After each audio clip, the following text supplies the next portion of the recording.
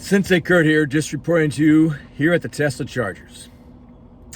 You know, you start realizing that you drive a lot of times because you start remembering the different chargers and the places and what's going on. It's not like everyone's a new one. You come back to a lot of them. So it's rather interesting. So I was just thinking about how this election, how it turned out that the Democrats actually had the gall and the audacity to bullface lie and to go full frontal attack and cheat whatever it took to win. By flipping Trump votes to Biden votes, by shipping in pallets of ballots. All this crazy stuff. These Democrats are absolutely unhinged, corrupted, and yet the mainstream media is like, oh no, there's nothing here to see. I mean, we had a perfect phone call, as Trump calls it. It was a good phone call. I read the transcript myself, straight up. It was actually a very nice, cordial, good conversation between the president and Ukraine. But yet there's a guy who we can't know about, who a whistleblower, we got to protect him. They impeached the president over that. And then we have hundreds of affidavits signed under oath of wrongdoing. And there's nothing to see here, folks. Nothing. What is with the media? They are so corrupt.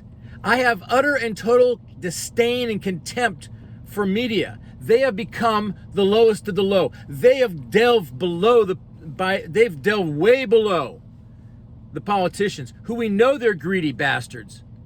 But you are diving below them, you freaking idiots in the media, you vermin. Vermin, I say. The vermin in the media. I hear that a lot these days, and that's not just me saying it. Fake news. You are the enemy of the people. You aren't there to promote truth. You're there to promote your ideals. Anti-American craziness. This is what's going on in schools. The ideological subversion that took place over the last 30 years in education. I had it taught to me as well. I'm 57.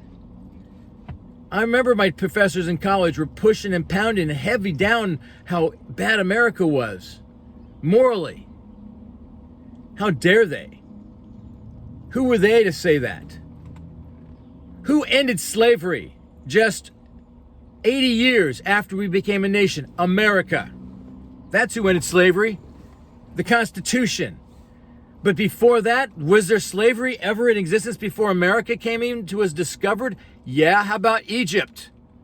They took the Jews and helped use them to make the pyramids and build up until Joseph, was forgotten, of course. You remember the whole story about Joseph.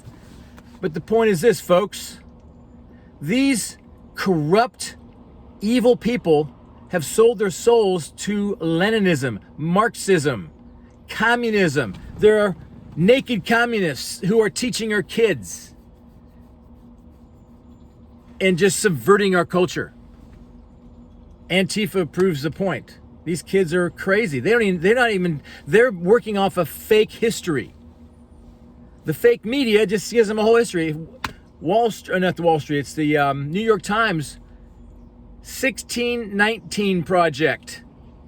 A fictional account of what America is. Completely fictional. And yet, for example, I like to teach the truth, but with the blemishes along with it. If America be wrong, then be wrong. But the America is good that I know, and has taken in more people than anyone else, who has helped more people rise out of poverty. People come here with nothing and become rich. You look at the immigrant spirits back in the early 1900s, 1800s. Some of those families became the most powerful families in the world. Levi Strauss.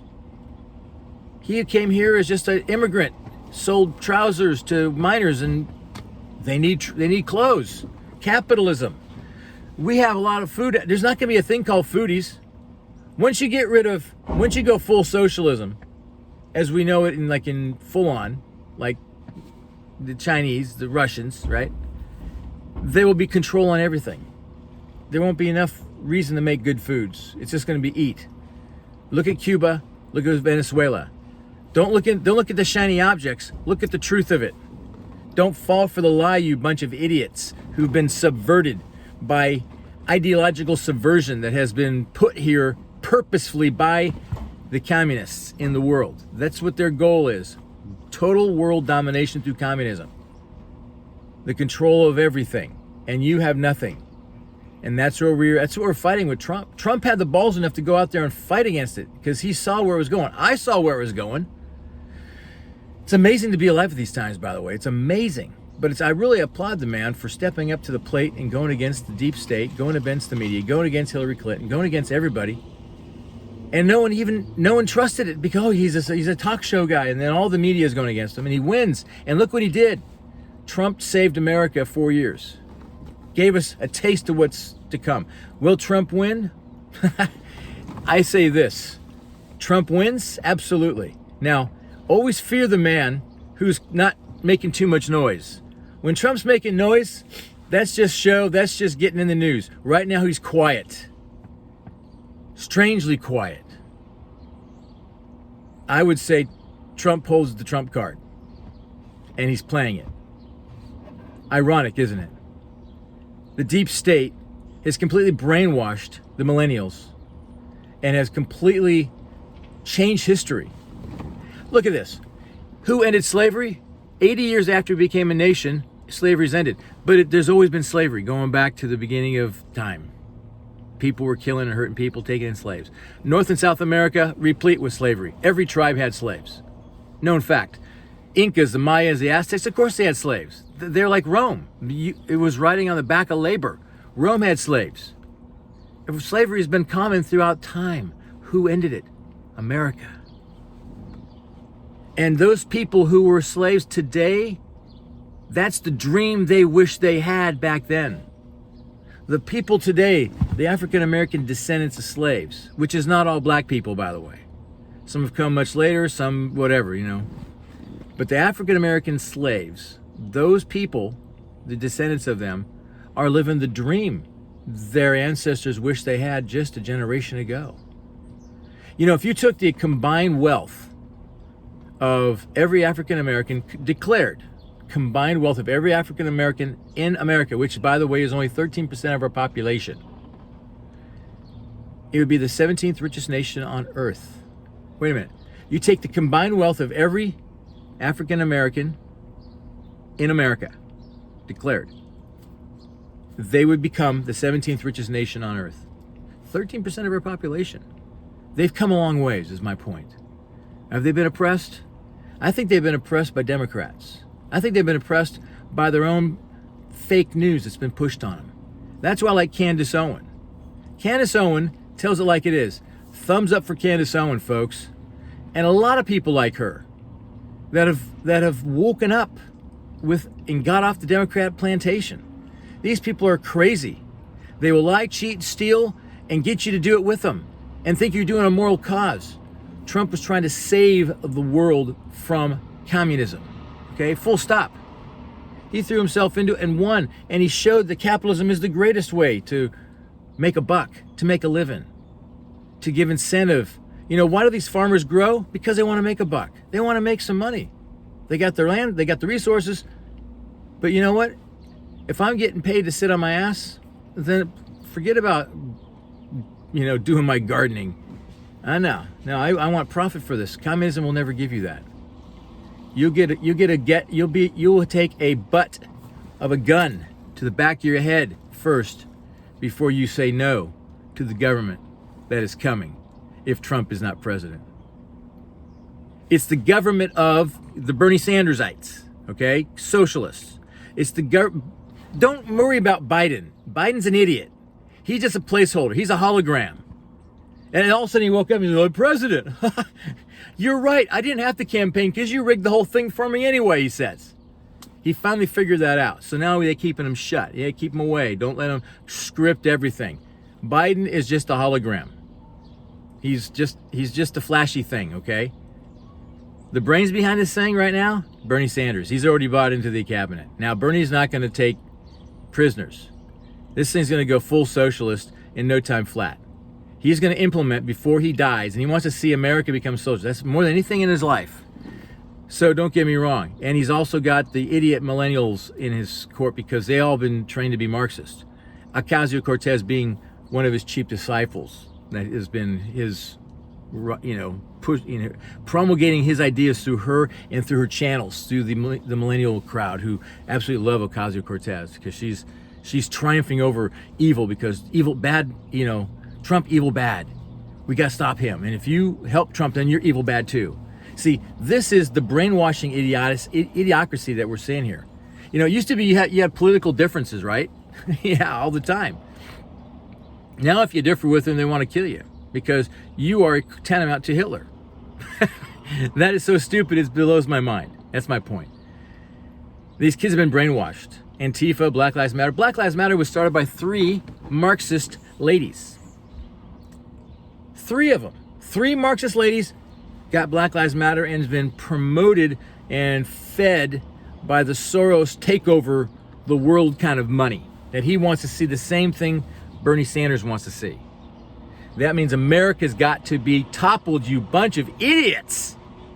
Who do you're gonna go Green New Deal? You actually believe that anthropogenic global warming is real. Well, you guys are idiots, okay? Let me just give you a quick rundown on anthropogenic global warming. First of all, I believe in global warming more than you. I believe in global warming and climate change more than Al Gore. Straight up. And I would debate him on that. Bring him out. We'll talk. Or Bill Nye, that idiot. Good night. He was just a dickhead from the get-go with this stupid little tie and his little thing. Now he says, put your safety glasses on. What an idiot. I'll debate you publicly on climate change. And I believe it more than you do. However, anthropogenic global warming caused by the minute amount of carbon dioxide we emit every year, 4%. That's how much we emit. Of all the carbon dioxides that come through natural processes, as the planet warms, we create more carbon dioxide. It actually follows the trend, not leads the trend. It's not a thermometer. It's not a thermostat.